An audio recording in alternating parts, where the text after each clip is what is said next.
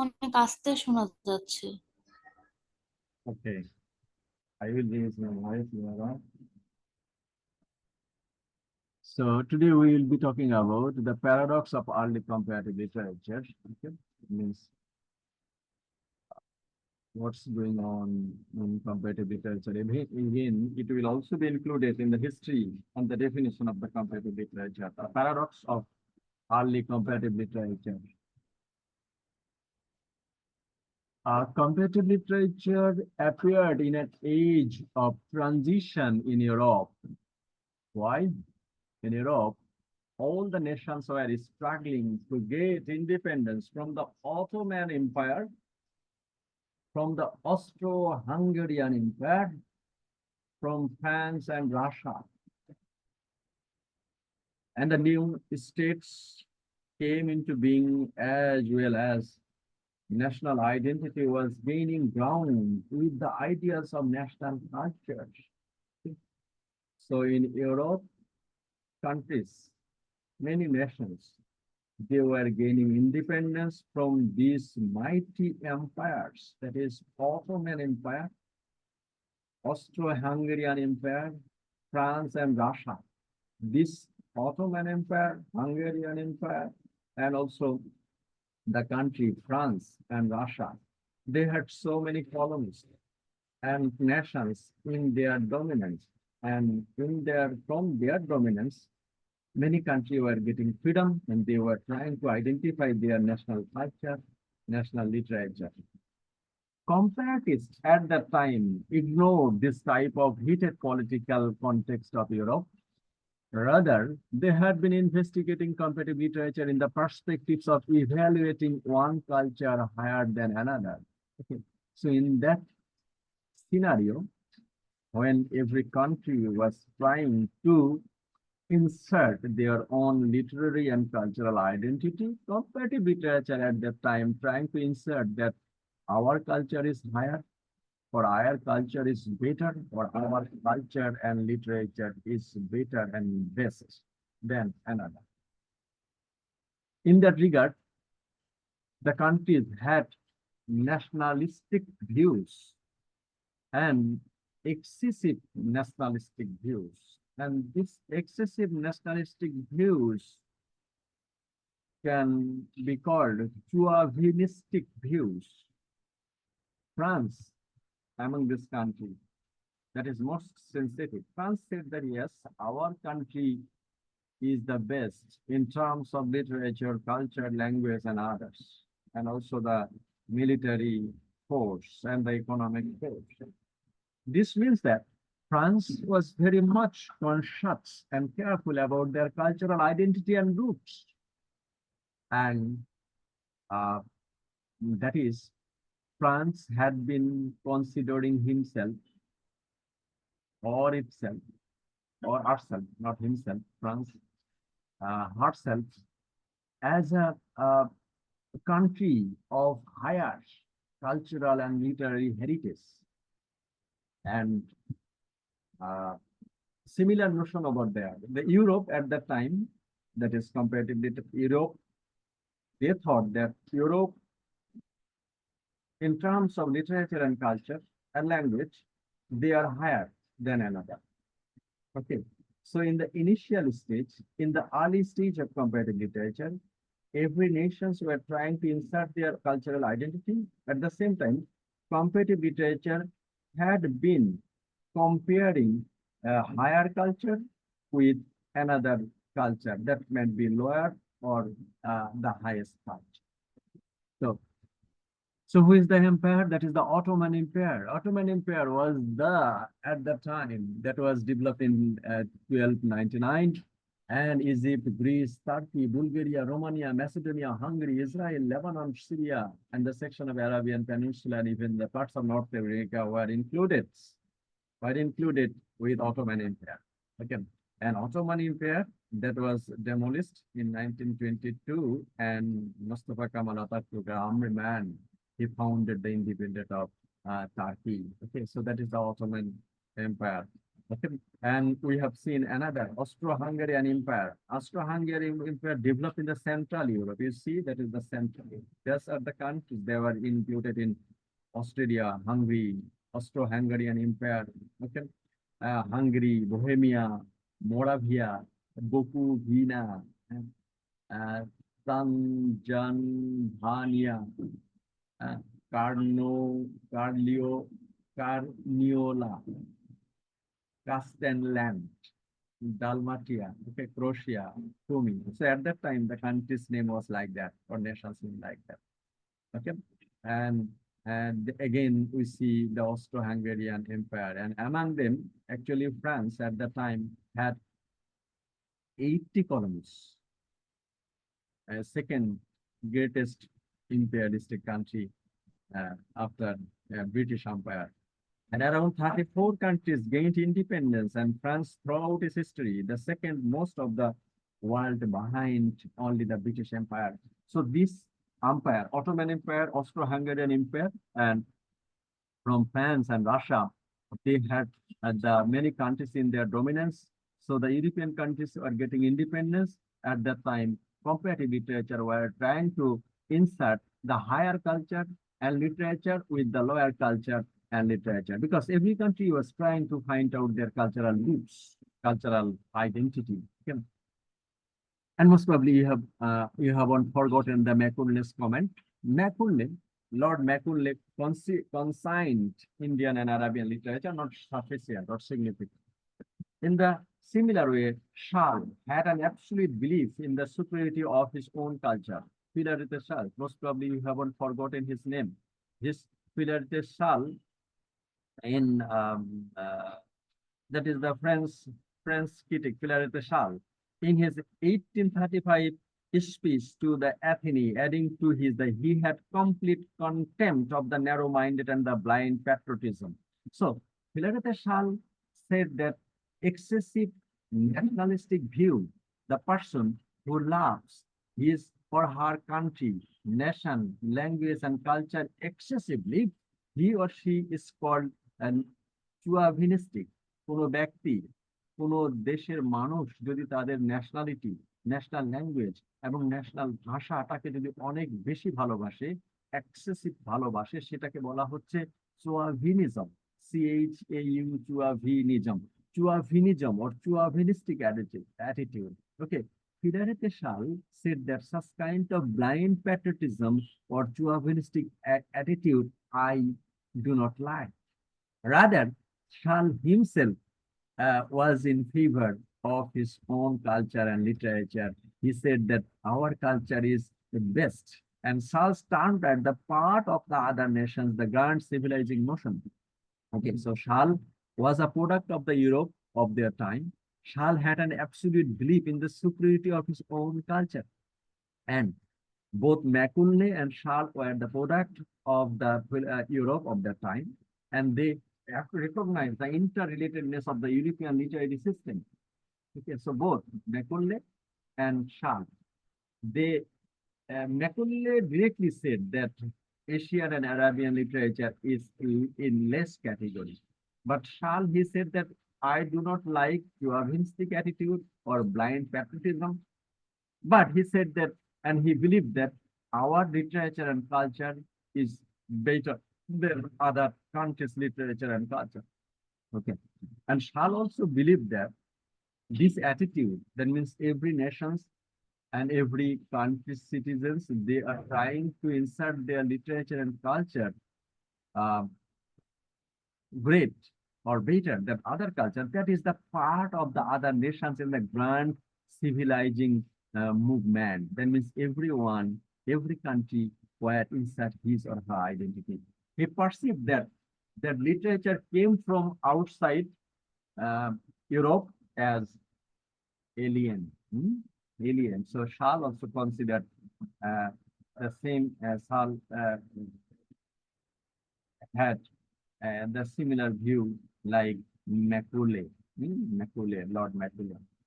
Even greatest remark about world literature need to be seen in the context. Eventually, he turned his attention to the literature beyond Europe and the term world literature. Actually, here in this regard, Goethe is a little bit liberal. The greatest comment is that literature, he wanted to call literature or poem is a part of humankind. That means a poem will be an asset of all human beings of this world. In this regard, Goethe wanted to consider literature beyond Europe. In that literature, he coined this term, world literature, relate his views and ended that the war between Europe and the other parts of the world. Okay, so Goethe's comment gave a solution. So Macaulay's erudtion attitude when he considered Indian and Arabian literature to the scrap heap was not like Charles to bad, he to bad an absolute belief in the superiority of his own cultures. Okay, so that was the position in Europe.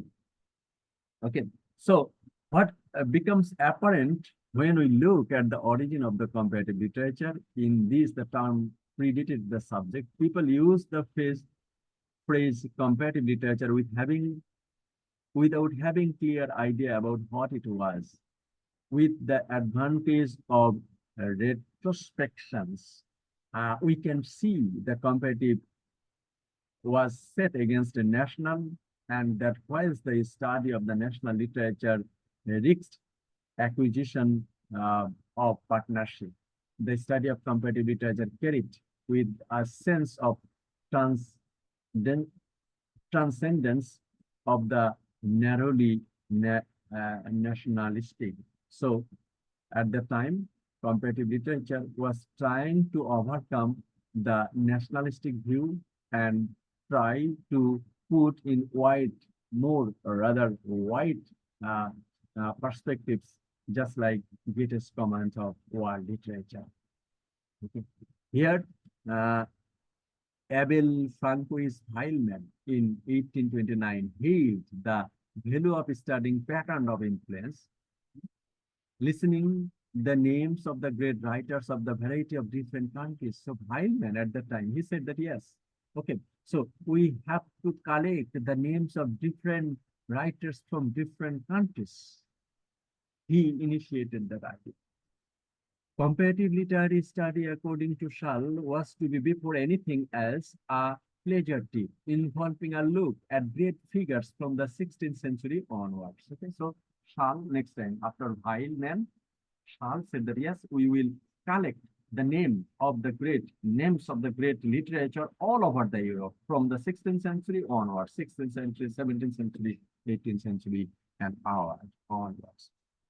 Okay, so communication, commingling, sharing were the key words in the view of comparative literature. So at that time, in the early stage, okay, so communication, commingling, sharing were the key words in the view of comparative literature. Okay, Schall and Heilmann could discuss the greatness of the past writers with urbanity and scholarly distinction. Okay, but they were primarily Frenchmen, and their interest focused on the gift-giving process of literary influences between France and its neighbor. Okay, so they were also trying also about the influence about that we have learned. Okay. So whenever that was the position, okay, in 1897, the first chair was set up in Lyon in 1875.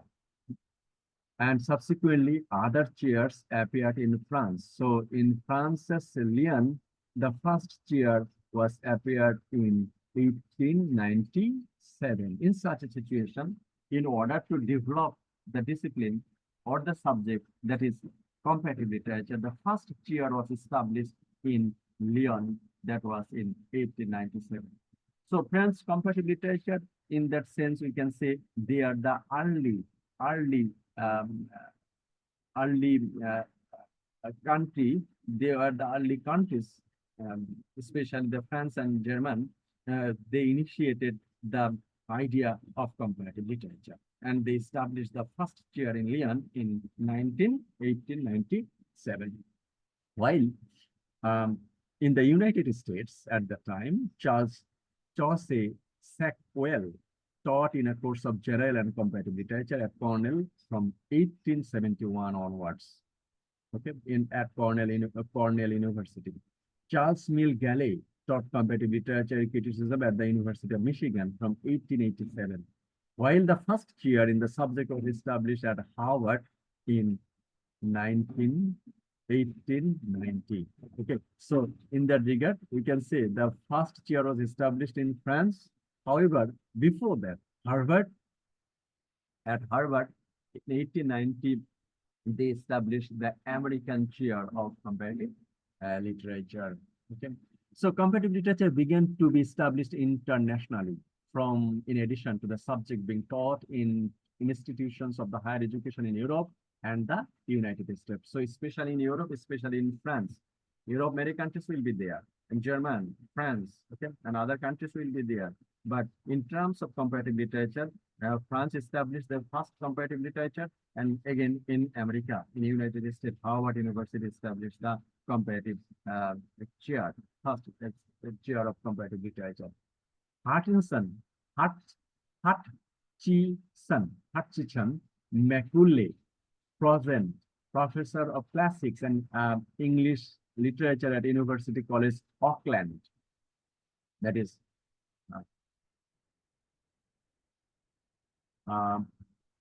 Auckland, New Zealand, published a full length of study the subject that is entitled Comparative Literature. Okay, so in New Zealand also. So in France, then America, and we see also in New Zealand, that is full length of study was published that was in comparative literature. Okay, and the first setup in 1879, but Hugo Meltis or Lominis, a German-speaking scholar from Klang in what is now Romania, was a multilingual publications. So multilingualism was also become the part of comparative literature with this Romanian scholar. Okay. So in such a way, the comparative literature was drifted into the use of several languages, several attitudes. So to define comparative literature in a single sentence can be tough, because from the history, the comparative literature moved towards cultural influence, literary influence, then comparison between higher culture and lower culture. In such a way, there was a drifting situation. There was a fluctuating situation in the defining and the core objectives and goals of comparative literature. Sometimes it had been comparing language, sometimes it had been comparing literature, sometimes it had been comparing culture, etc., etc. Okay. And in this way, Prophet Arnaud Daniel as his master, granting him the supreme honor of allowing him to speak in his French language, and in Canto 14 in Pargi Rotorio, thereby demonstrating the poetry. So in the Middle Age offered a rich field of study of comparative literature, because when they turned the period of European history and was so completely different, they could set aside the vexed questions of their own day and bitter animosities that so often led to the shedding of the blood, and which were caused by the drawing of the frontiers according to the political rather than the geographical and ethnographical criteria. Okay, so at that time, Middle Ages arguing that only the post-medieval literature was the proper province of comparative inquiry. So at that time, we see another perspective. They say that yes, not from the 16th century, rather than the Middle Age.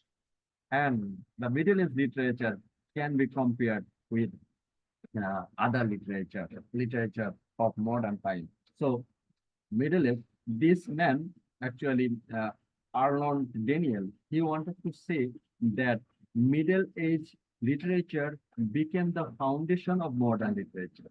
And so if it is so, the modern literature can be compared with the Middle Age literature. Okay, so that is another perspective. The influential critic Paul Van Tigham Tigham proclaimed in 1931. He said that comparative literature comprises the mutual relation between Greek and Latin literature, the date of the modern literature to ancient literature.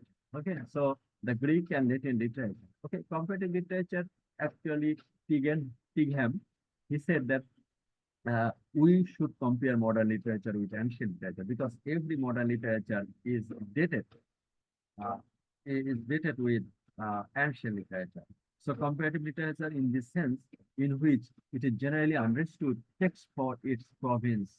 Okay, so Tickenham assumption against the study of the Middle Ages raised the earlier views. So in such a way, comparative literature moved on. Okay? And Tickenham's narrow definition in 1931 continues to affect our understanding of comparative literature today.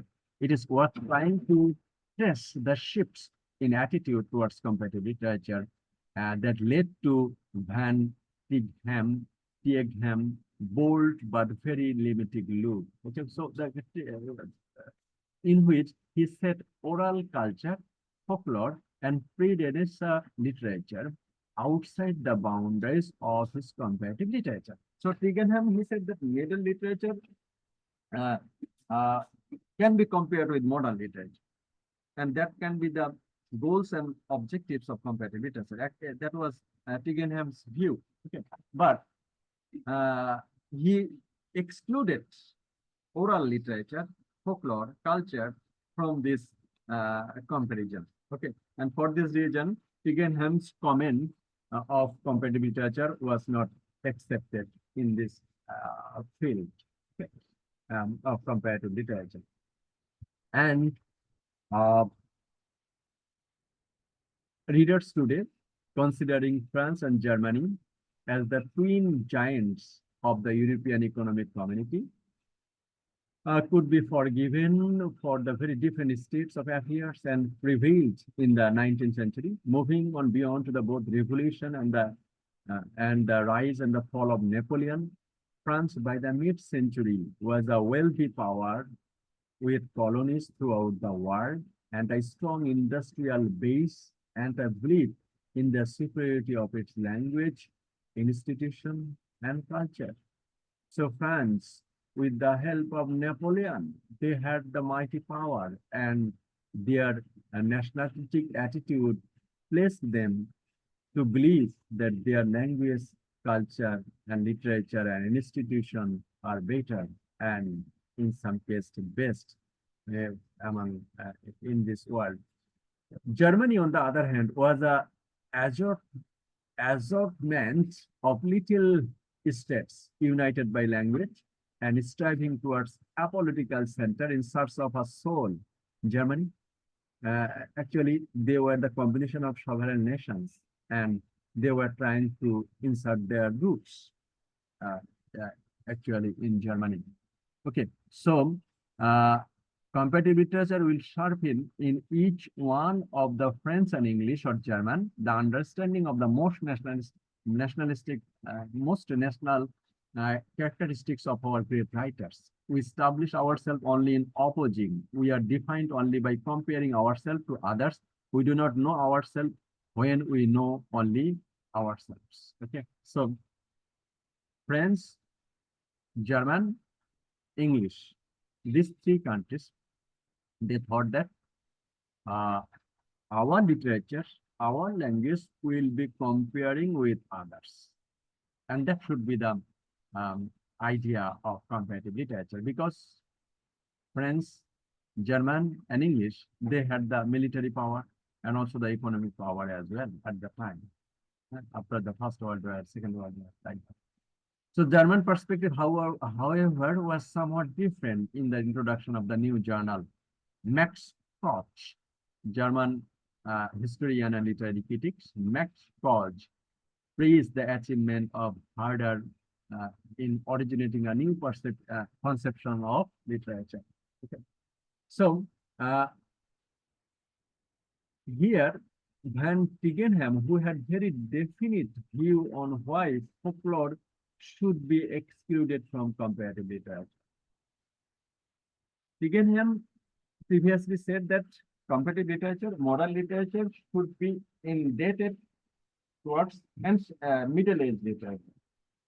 That means Paganham discarded the influence of ancient literature. Why?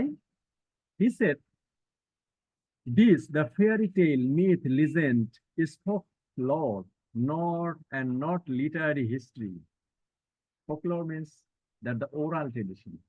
Who composed this poem? There is no heritage, there is no ownership.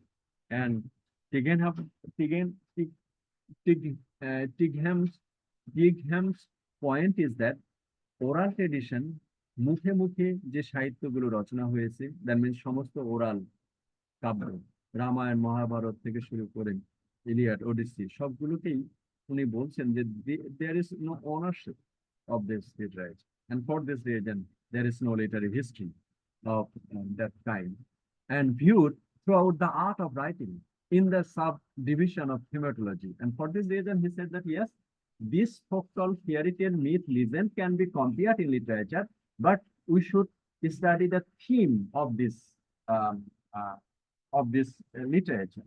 That can be the thematology in comparative literature. So however, Paganham's view gives the idea of another subdivision of comparative literature that can be called thematology. That means comparative literature will not only compare the history or the heritage of or the cultural underpinning of a literary text. Rather, comparative literature will also be comparing the themes of the comparative literature that can be called thematology. Okay, so these differences in difference in terminology, in emphasis due to the different cultural tradition and different political and economic development patterns of France, Germany in the 19th century. That is the attitude. Okay, and the German comparatists became increasingly chauvinistic, excessive patriotism. As Ulrich Westin puts it, referring to the situation of the Hitler's Germany in 1930, how could comparative literature flourish in the country in which is the place of Shakespeare? So French was very much chauvinistic in his approach, and German, they were also chauvinistic in their attitude. তাদেরও নিজের জাতির প্রতি, জার্মানদেরও নিজের জাতি, ভাষা, সাহিত্যের প্রতি excessive ভালোবাসা ছিল। এই জন্য তাদেরকেও আমরা বলতে পারি যে ব্লাইন্ড প্যাট্রিয়টিজম তাদের মধ্যেও ছিল, চৌভিনিস্টিক অ্যাটিটিউড তাদের মধ্যেও ছিল। এবং কেন ছিল তার উদাহরণ নিয়েই আলরিচ ওয়েনস্টিন বলছেন যে yes, Germany at the time of Hitler's rule, William Shakespeare's Molière and Eugene O'Neill's drama was banned, were not staged, and the novels of great French and Russian writers were no longer accessible.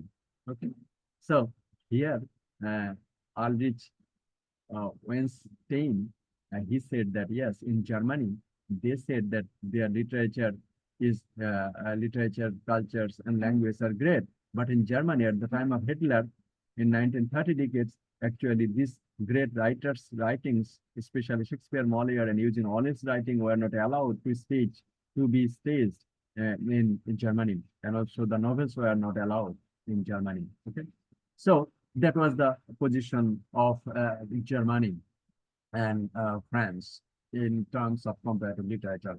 So it cannot be denied that so-called world literature is generally misunderstood. But today, every nation demands its own world literature. Okay, so what is the world literature then? World literature that can be defined in such a way that the literature that will have universal claim in terms of theme and style, and that literature will be read and taught in all the countries of this world. That can be the concept of world literature. But but it is misunderstood at the time of comparative literature. Why misunderstood? That every country, they thought that our literature is great, and our literature had the caliber of world literature. Our literature has the sapience stylistic and thematic views that can be attributed to the world literature. Okay, so the world literature, apart from the world literature, there is a general literature. Okay, so the world literature, that views was misunderstood as this time of comparative literature. Okay. And D. Lominich, Hungarian scholar and professor, views strikes us today as both enlightened and far-reaching. He correctly predicted the significance of translation in the development of comparative literature. Okay, so here we get another views. That is, comparative literature gets attached to significance of translation. Bulk of translation at that time was getting out. Our literature is translated in many languages, and it was read by many persons and citizens all over the world in order to find out the literary history of their own. অন্য তাদের নিজেদের দেশের সাহিত্যের অস্তিত্ব খুঁজে পাওয়ার জন্য, heritage খুঁজে পাওয়ার জন্য এই যে ট্রান্সলেশন লিটারেচারটা, কোনো একটা লিটারেচার অনেক বেশি ভাষায় মুদ্রিত হতো, অনুদিত হতো, এবং সেটা বিভিন্ন লোক পড়তো। কেন পড়তো? তারা চাইতো যে সাহিত্যের মধ্যে কি আছে এবং এরকম সাহিত্য আমাদের আছে কিনা, এবং সেটার সাথে আমাদের লিটারি হিস্ট্রির কোনো মিল আছে কিনা। So significance and the translation also played a significant role in comparative literature, and also the multilingualism that is everybody minority languages and literatures. Okay? And one of the founding principles of the journal was believed that the political importance and the lack of each of a nation should not intrude upon the comparative study of literature. Sorry. So that was the situation of comparative literature in this early period. Okay. And literature at such times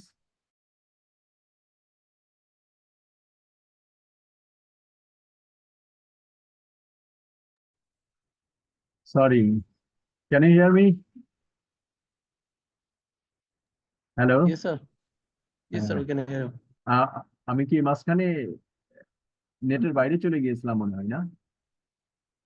G sir. আপনারা শুনতে পেরেছেন? না, 1 মিনিটের মতো কিছু শুনতে পারিনি, 1 মিনিটের মতো বাইরে ছিলেন। ওকে, so